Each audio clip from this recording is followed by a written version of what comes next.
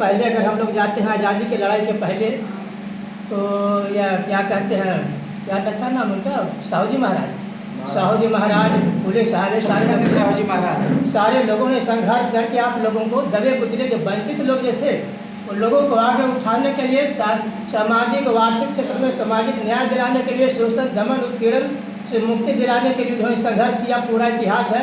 लेकिन बड़े लोगों को, बड़े ऊंची जाति वाले लोगों के समाज में जो राइटर पैदा हुए उन लोगों के इतिहास को बिल्कुल प्रज्वलित ढंग से, बिल्कुल उजागर करके उज्ज्वल तरीका से पेश नहीं किया, इसलिए हमारा इतिहास बहुत गौरवशाली होने के बावजूद भी छिपा हुआ रहा। लेकिन बाबा साहब सामने आए तो हिंदुस्तान के बड़े बड़े धुरंधर राजनेता लोगों को, बड़े बड़े ज्ञानी, बड़े बड़े विद्वानों, बड़े बड़े राजनेताओं को पछाड़ दिए, आकार के तर्क दे करके हिंदुस्तान के तमाम शासकों, बड़े बड़े विद्वान जो होते या वकील थे, लायर होते, बारिस्टर थे, राजनेता थे, सारे लोगों को परास्त करके इंग्लैंड तक इस लड़ाई को ले गए, आप लोगों की लड़ाई के लिए, आप लोगों को उत्थान के लिए, कल्याण के लिए, विकास के लिए। ये सारे लोगों को मालूम है कि बाबा साहब ने इंग्लैंड के पार्लियामेंट में महात्मा गांधी, आज़ाद, तिलक, जितने बड़े, जवाहरलाल नेहरू जैसे बड़े बड़े विद्वान लोगों को यहाँ बिल्कुल चुप करा दिया था। वहाँ के प्रधानमंत्री एटली था उस समय का तत्कालीन प्रधानमंत्री, उसको आगाज़ किया, अपने से वो कन्विंस किए कि हिंदुस्तान में किस तरह की व्यवस्था है, हमारे हिंदुस्तान के अंतर्गत शोषित दमित लोग जो हैं कितने दुख तकलीफ में है, कितना शोषण दमन के शिकार में है, ये सारे लोगों के सारी स्थिति के बारे में अवगत करा करके भाई पूरे विश्व पर जिसका शासन चलता था वहाँ के शासक को अवगत करा कि हिंदुस्तान में हमको रिजर्वेशन मिलना चाहिए, जब तक रिजर्वेशन नहीं मिलेगा तब तक हमारे समाज के लोगों को आगे बढ़ने का मौका नहीं मिलेगा। इसलिए देश के अंतर्गत मुखिया से निचले समाज के निचले स्तर से लेके देश के सबसे सर्वोच्च जो विधायिका है पार्लियामेंट, वहाँ तक का आरक्षण मांग किए। राज्य के अंतर्गत असेंबली में, केंद्र के अंतर्गत संसदीय प्रणाली के अंतर्गत संसद में उन्होंने रिजर्वेशन दिया। IAS IPS छोटे कर्मचारी से लेकर के ग्रुप डी से ग्रुप सी से लेकर IAS IPS IRS सारे चीज़ों में रिजर्वेशन जो दिया वो बाबा साहब का संघर्ष बलिदान का कहानी है। अगर बाबा साहब अगर नहीं होते तो आज जिस सुरक्षा के माहौल में आज लोग जी रहे हैं, चाहे कोई मास्टर बना हुआ है, कोई क्लर्क बना हुआ, कोई DPO बना हुआ, CO बना हुआ, इंजीनियर बना हुआ, डॉक्टर बना हुआ है, collector, commissioner, minister, IG, DIG, DGP जो भी बना हुआ है, अगर कोई आज कहता है, कोई लोग कहते हैं कि अपने क्वालिफिकेशन सर्विस पर रहे हैं, हम समाज का कोई ठिका नहीं है, तो लोगों से हम बहुतों बार लोगों से पूछते हैं कि जिसको पानी पीने का अधिकार हिंदुस्तान में नहीं था, स्कूल में प्रवेश करने का अधिकार नहीं था, समाज के सार्वजनिक जगह पर खड़ा होने का अधिकार नहीं था, स्कूल कॉलेज का दर्शन तुमको कैसे होता अगर बाबा साहब नहीं होते? तुम अगर स्कूल में तुम जाता नहीं तो आज कलेक्टर, कमिश्नर, मिनिस्टर, डायरेक्टर बनने का सौभाग्य तुमको कहाँ से मिलता, कौन दिलाता? इसलिए अपनी योग्यता के आधार पर गौरव महसूस मत करो कि हम अपनी योग्यता के आधार पर डायरेक्टर और DGP हम बने हैं, प्रेसिडेंट बने हैं, मिनिस्टर बने हैं, चीफ मिनिस्टर बन रहे हैं, सब कुछ बन रहे हैं। अपने योग्यता ने बाबा साहब का संघर्ष बलिदान के वजह से जो कुछ बना है सो बना है। और बाबा साहब ने सारे लोगों को अधिकार दिया, शोषण दमन उत्पीड़न के खिलाफ लड़ाई लड़ते के सारे लोगों को अधिकार सुरक्षित करवाया। और अधिकार सुरक्षित की वजह से ही आज हम लोग कहें से कुछ भी मत, कहीं मुखिया से लेकर के विधायिका के जनता चाहे जो भी हो, मंत्री हो, मुख्यमंत्री हो, विधायक हो, MP हो, MLA हो, मेंबर ऑफ पार्लियामेंट हो या member of council of states हो, सेंट्रल में जो होता है, ये सारे पर जाने का अधिकार सुरक्षित किया तो बाबा साहब ने किया। संविधान बना करके इन लोगों को रक्षा और विकास और सुरक्षा, मान सम्मान सारे चीज़ों की सुरक्षित बाबा साहब ने दिया। और बाबा साहब वर्तमान पीढ़ी को एक जिम्मेदारी दे करके गए कि हम तो लड़ाई लड़े, जिंदगी भर अपमान, शोषण, दमन उत्पीड़न के खिलाफ लड़ाई लड़ते रहे, तुम लोगों के लिए, उत्थान के लिए, कल्याण के लिए। ये शोषणकारी व्यवस्था हिंदुस्तान में है, इसके खिलाफ में सबसे पहला वर्ग जो तुम लोग पढ़ करके आ गए हो, एक जो collector, commissioner, minister, director, president तक बन जाओगे, इतना व्यवस्था कर दिया संविधान में, इसको कोई तोड़ नहीं सकता। हिंदुस्तान के धरती पर कोई बेटा पैदा नहीं होगा कि जिस व्यवस्था को तोड़ सकता है।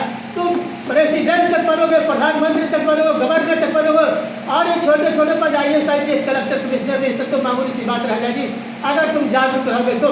अगर जागोगे नहीं तो सारा संविधान व्यवस्था जो दिया है ये सारे लोग लिम करके छीन करके रह जाएगा, कहीं कोई नहीं देगा। इसी वजह से जब बाबा साहब ने ये सारी व्यवस्था कर करके जब निकले थे तो यही कहा था, एक दो नेता कहा था कि अच्छा बाबा साहब ने तो रिजर्वेशन का व्यवस्था कर दिया, लेकिन रिजर्वेशन के माध्यम से किसी को अंदर आने नहीं लगे। यहाँ रिजर्वेशन का पार्लियामेंट तक जितने बड़े बड़े ऊंचा की पोस्ट है सारा गेट, सारा खिड़की, सारा दरवाजा हम बंद करके रख देते, चूँकि बहाल करने वाले लोग तो हमारे ही लोग होंगे ना, बहाल करने वाले हमारे ही लोग होंगे, और इसको हम रोक करके रख देंगे, हम आगे जाने नहीं देंगे। इनका विकास हम रोक करके रखेंगे, इनका हर हिस्सा, जितना उत्थान और जितना कल्याण, जितना विकास है, इसको हम आगे तक जाने नहीं देंगे। एक गुलाम रहा है, अब गुलाम बना करके इसको हम रखें तो गुलामी से इसको कोई मुक्त नहीं कर सकता है। बाबा साहब कर दिया, लेकिन इसको लागू हम नहीं होने देंगे। एक चैलेंज वाली बात, चुनौती वाली बात है जो सारे लोगों को जानना चाहिए, चाहे कोई मास्टर हो, चाहे कलर हो, चाहे किरानी हो, चाहे बीडी हो, चाहे सीओ हो, उसको महसूस होना चाहिए कि बाबा साहब के संघर्ष बलिदान की वजह से यहाँ तक हम आए हैं।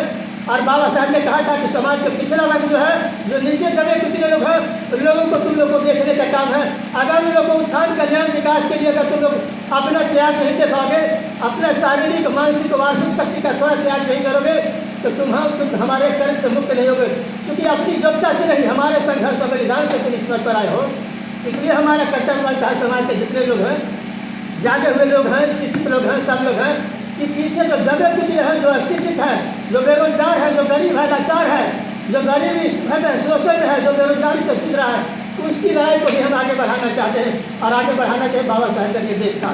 लेकिन आज हमारे BDO, CO, collector, commissioner, minister सारे अपने कर्तव्यों को भूल गए, अपने पद पर अपनी गरिमा को महसूस करते हुए अपने एसी में अपने घुस गए, कहीं पर कोई नहीं देख रहा।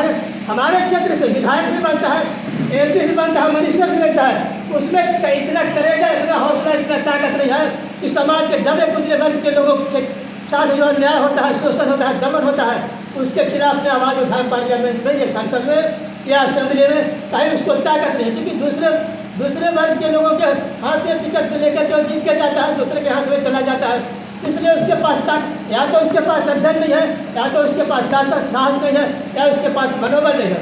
हमारे ही नाम पर, हमारे ही रिजर्वेशन से जीत के तो जो भी आता है, विधायक हो चाहे एमपी हो, उन लोगों के पास करेगा नहीं है कि पार्लियामेंट में चाहे असेंबली में कोई एक बात बोले कि गरीबों के बारे में, गरीबों के वंचित लोग जो है, गरीब है, जो दबे कुचले लोग हैं, उसको अधिकार के बारे में कहीं कुछ दिलाए, कहीं कोई आवाज़ नहीं उठाता है। इसलिए आज शोषण, दमन, उत्पीड़न से जो कहते हो बरकरार बिल्कुल है। इसलिए कहते हैं इस बात के लिए कि इस लड़ाई को आगे फिर बढ़ाना है, और प्रतिनिधियों को आप लोगों में इतना ताकत है, अगर आप समाज में आप लोग जाते हैं, समाज में जाते हैं तो लोगों को जगाइए, समझाइए, बताइए। अभी सारे लोगों को अगर जगा लेते हैं, समझा लेते हैं, बता लेते हैं, तो आप लोगों का बेरोजगारी, गरीबी, लाचारी, एक स्थानीय स्तर पर इसको समाधान हम लोग कर सकते हैं, बिल्कुल कर सकते हैं। अब सरकार के बारे की बात है, थोड़ी सी बात करेंगे। एक सरकार के अंतर्गत जितनी योजना है, जो व्यवस्था के अंतर्गत, संविधान की व्यवस्था के अंतर्गत वो जो दिया हुआ है कि लोगों को रोजगार के अवसर के फंडामेंटल राइट जो कॉन्स्टिट्यूशन ऑफ इंडिया में जो प्रोवाइड किया गया है, उसके मुताबिक सारे लोगों को रिजर्वेशन के बारे में बहुत सारे लोग पैदा करते हैं। अभी रात में या लोजपा का कोई एक दो कैंडिडेट बात कर रहा था लोगों से कि भाई रिजर्वेशन खत्म कर दिया, रिजर्वेशन खत्म कीजिए, बढ़ना चाहिए। उससे कुछ दूसरे समाज के लोगों ने पहले कहा कि भाई आप लोग तो जानते हैं कि रिजर्वेशन 10 साल के लिए हुआ था, अब 10 साल से 20, 25, 50 वर्ष तक रिजर्वेशन बढ़ता चला गया। अब रिजर्वेशन क्यों मांगते हो तुम? एक गलत बात है, ये मांग, ये डिमांड आप लोग कहा तो बिल्कुल गलत बात है। वो बिल्कुल साइलेंट हो गया, तो इसको पहले कॉन्स्टिट्यूशन का अध्ययन था, न राजनीति का अध्ययन था, न समाज का अध्ययन था, न व्यवस्था का अध्ययन था, कुछ नहीं अध्ययन था, बिल्कुल साइलेंट पड़ गया। अब साइलेंट पड़ गया, हमारे कानूनी बात आई तो हमने सोच देखा, ये तो सवाल कर रहा तो पूछा, हम आए, उसके बाद कहा कि ये सवाल कौन आदमी कर रहा था, फिर से दोहराइए सवाल को। सवाल दोहराए, क्या सवाल था? बोला कि 10 साल के लिए रिजर्वेशन था, और मूल संविधान में 10 साल के लिए रिजर्वेशन था, अब 30, 40, 50 वर्ष रिजर्वेशन कर रहा है, अब फिर रिजर्वेशन की मांग क्यों उठ रहा है? हमने उससे पूछा कि कॉन्स्टिट्यूशन आप पढ़े हैं, कॉन्स्टिट्यूशन के अंदर जो प्रोविजन है उसको आप पढ़े हैं, आपको है मालूम? अरे fundamental right constitution of India में 10 साल का दिया था, और 10 साल में शर्त समय सीमा लगा दिया था कि 10 साल के अंतर्गत जितने दबे कुचले लोग, गरीब लोग हैं, उन लोगों को विकास का इतना लाभ दिया जाए, शिक्षा के क्षेत्र में इतना लाभ दिया जाए, आर्थिक क्षेत्र में इतना लाभ दिया जाए कि समाज के संपन्न वर्ग के बराबर में आ जाए। और जब बराबरी की स्थिति में आ जाएगा तो उसके बाद रिजर्वेशन को खत्म कर देना है। कब खत्म करना है? जब बराबरी की स्थिति में आ जाएगा। तो ये सरकार 70 साल का एक जिम्मेवारी पूरा किया, ये बराबरी मिले, शिक्षा के क्षेत्र में पिछड़ापन, आर्थिक क्षेत्र में पिछड़ापन, नौकरी के क्षेत्र में पिछड़ापन, रोजगार के क्षेत्र में पिछड़ापन, जो सरकार हमेशा सरकार का रवैया बिल्कुल नकारात्मक रहा, और सरकार का इरादा गलत रहा। हम लोग को उत्थान कल्याण विकास का बात नहीं सोचा। इस वजह से आरक्षण तब तक चलेगा जब तक समाज के संपन्न करके बराबरी में अगर नहीं आ जाता है निचला वर्ग, तब तक ये आरक्षण चलता रहेगा। है जो संविधान के विशेषज्ञ जो जानते हैं, इसी वजह से 10-10 साल का हमेशा बढ़ाते चला जाता है। कोई भीख नहीं दे रहा है, हमारे ऊपर कोई एहसान नहीं कर रहा, हमारे ऊपर कोई दया नहीं कर रहा है, वो अपना कर्तव्य पूरा नहीं दिया, अपना ड्यूटी पूरा नहीं दिया, इस वजह से इसको बढ़ाना पड़ रहा है और इस वजह से हमको कोई रिलीफ नहीं दे रहा है। ये सब बात थी। आम बात है आप लोगों की बात। आप ये जो नौकरी की बात करते हैं, बहुत सारे लोग बेरोजगार पड़े हुए हैं। Lock back vacancy, backlog vacancy होता है। सारे वैकेंसी को क्या करते हैं कि 100 वैकेंसी होती है किसी भी जिला में, 100 वैकेंसी 200 वैकेंसी, तो उसमें क्या कर देगा कि जनरल तो भर दिया, रिजर्वेशन वाला रोज मेंटेनेंस के हिसाब से 14%, 22%, 27% के हिसाब से जो सीट रिजर्व होना चाहिए वो नहीं कर पाता है। और उसके बाद क्या लिख देगा सीधे, चूँकि बेईमानी करता है, जानबूझ के कई लोगों को नहीं लाना है सीट पर, क्या लिख देगा, suitable candidate not available, suitable candidate not available, सिर्फ चार जनरलाइज और जनरलाइज करने के बाद उसको जनरल कैंडिडेट से भर देता है। इसको सुपरविजन करने के लिए parliamentary committee on welfare of scheduled caste and scheduled tribes parliament में है, वो भी साइलेंट है। हमारा विधायक, हमारा एमपी भी उसको नहीं उठा पाता है कि भाई सर्वेक्षण करो, सब जगह हर जिला में कितना सीट खाली है, कितना जनरल, कितना एससी, कितना ओबीसी, कितना माइनॉरिटी, कितना एससी का एससी, कहीं कोई सुपरविजन करने वाला नहीं, क्योंकि विधायक एमपी बनता है अपना पद के लिए, अपना पावर के लिए, अपना कैसे में रहने के लिए, कहीं कोई आवाज़ नहीं उठा पाता है। तो parliamentary committee on welfare of scheduled tribes and scheduled tribes जो है वो साइलेंट बैठा पड़ा हुआ है। इसलिए हम जहाँ कहीं भी गए थे वहाँ पर special drive from appointment of scheduled caste and scheduled tribe आप स्पेशल अभियान चलाया और सारे लोगों को 2700 वैकेंसी निकलवाया। 2700 वैकेंसी निकलवा करके अपॉइंटमेंट कमेटी बनाया गया। अपॉइंटमेंट कमेटी बनाने में 7 मेंबर रखा गया, representative of SC, representative of ST, representative of minority, representative of OBC, सारे लोगों को रखा गया। सबको देखो अपने समाज के जितने लोगों को कि कैंडिडेट को पूरा करे, कितने को पूरा करके सारे को 2700 सीट को इसको फिर भराया। यहाँ पर कोई आवाज़ नहीं उठाने वाला है, तो सब साइलेंट है। इसलिए लोगों को कहा था कि जहानाबाद के अंदर के कम से कम दूसरे जगह पर नहीं जाते हैं, तो जहानाबाद के क्षेत्र में जो लोग भी जागरूक आदमी हैं, शिक्षित आदमी है, तो अपने अधिकार के बारे में जैसे अभी सुरदेव बाबू कहते हैं अधिकार के बारे में चर्चा करें, तो मतलब पूरा मैं नहीं सुन पाया था। तो अपने अधिकार के प्रति जब तक जागरूक नहीं होगा, अधिकार का आवाज़ नहीं उठाइएगा, कहीं कोई देने वाला नहीं है। तो इस चीज़ को आप जिला स्तर पर कम से कम उठाइए। 7 ब्लॉक के अंतर्गत कितना कौन सी खाली है रिजर्वेशन में एससी, एसटी, ओबीसी, माइनॉरिटी के लिए, इसके लिए लड़ाई लड़िए। आपका यहाँ से भी शुरुआत हो चुकी है। आर्थिक जब तक आर्थिक ताकत आपके पास नहीं आएगा, आज तक गरीबी, भुखमरी, बेरोजगारी कोई नहीं भगा पाएगा। दुनिया की तमाम ताकत, चाहे राजनीतिक ताकत हो, चाहे प्रशासनिक ताकत हो, चाहे गुंडागर्दी का ताकत हो, बदमाश का ताकत हो, जिस वर्ग के हाथ में आर्थिक ताकत होता है उसी वर्ग के हाथ में चारों तरफ ताकत आता है। कोई एक पूंजीपति आदमी है जिसके पास पैसा है, उसके पास नेता भी चारों तरफ घूमेगा, उसके पास थाना भी घूमेगा, प्रशासन भी घूमेगा, सब लोग जितना प्रशासन सब उसी को साथ देगा, पैसा के जिस चारों तरफ। इसलिए आपको अंदर में ज़्यादा नहीं जाएगा, क्योंकि समय बहुत आपने मुझे कहा इंग्लैंड बहुत बड़ा शक्तिशाली देश और दुनिया के आधा धरती पर इसका शासन चलता था। जब फ्रांस में इंग्लैंड में लड़ाई शुरू हुआ, फ्रांस को हराना, इंग्लैंड को हराना मुश्किल हो गया, तो फ्रांस वालों ने वहाँ का नेपोलियन बोला कि फ्रांस कैसे हारेगा, तो हम नेशनल कन्वेंशन के सारे नेता को बोला तो इसको इंग्लैंड कैसे हारेगा, इंग्लैंड को हराना बड़ा मुश्किल है। तो इसकी एक बात, उसकी आर्थिक ताकत तोड़ो तब हारेगा, नहीं तो इंग्लिश चैनल को पार करके फ्रांस को भी कब्जा में कर लेगा। बिल्कुल उसके पास इतना बड़ा नेविगेशन पावर है, जल ताकत उसके पास इतना है। आर्थिक ताकत इसको खत्म करो। आर्थिक ताकत को खत्म करने के लिए कंटिनेंटल शिफ्ट का वहाँ पर सिस्टम लागू किया।